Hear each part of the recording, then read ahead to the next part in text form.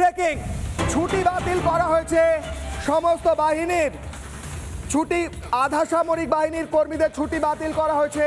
ছুটি বাতিলের নির্দেশ দেওয়া হয়েছে। স্বরাষ্ট্রমন্ত্রী অমিত শাহের নির্দেশ দিয়েছেন তিনি। ছুটিতে থাকা কর্মীদের ফিরিয়ে আনার নির্দেশ দেওয়া হয়েছে।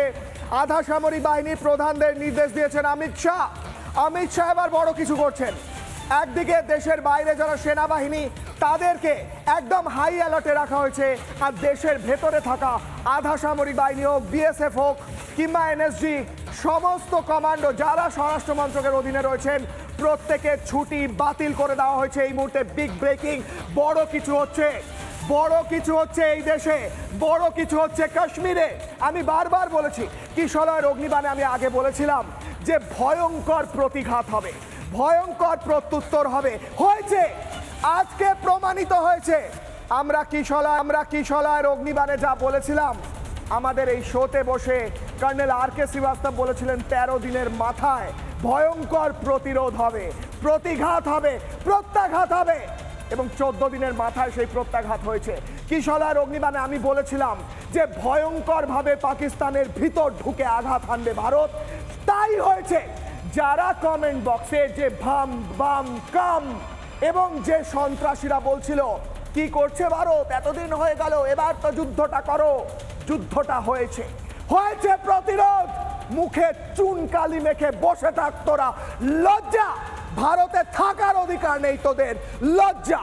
আজকে কিশলয়ের অগ্নিবাণে আমার অগ্নিবাণ, আমার প্রশ্ন বা স্টেটমেন্ট, আজকে আমার বক্তব্য, এবার ফেরত চাই প্রিয়কে, এবার আমাদের ভারতবাসীর ফেরত চাই পাক অধিকৃত কাশ্মীর। বেআইনিভাবে পাকিস্তান যেটা দখল করে বসে আছে, পাকিস্তানকে তুলে ছুঁড়ে ফেলে দিয়ে নিশ্চিহ্ন করে আমার দেশের মাটি আমার দেশে ফিরবে। আমার দেশে প্রিয়কে চাই, আজকেই চাই। এবং সেই প্রিয়কে ফেরার পদ্ধতি কি শুরু হয়ে গিয়েছে? হয়ে গিয়েছে। কেন হয়ে গিয়েছে, কিভাবে হয়ে গিয়েছে, যাবো আলোচনা। নানা ধরনের কন্টেন্ট দেখার জন্য লাইক করুন, শেয়ার করুন আমাদের ফেসবুক পেজ, সাবস্ক্রাইব করুন আমাদের ইউটিউব চ্যানেল।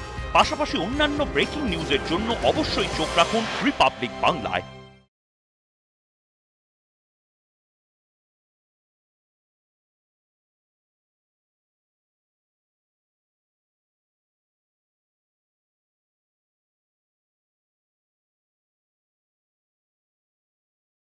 নানা ধরনের কন্টেন্ট দেখার জন্য লাইক করুন, শেয়ার করুন আমাদের ফেসবুক পেজ, সাবস্ক্রাইব করুন আমাদের ইউটিউব চ্যানেল। পাশাপাশি অন্যান্য ব্রেকিং নিউজের জন্য অবশ্যই চোখ রাখুন রিপাবলিক বাংলায়।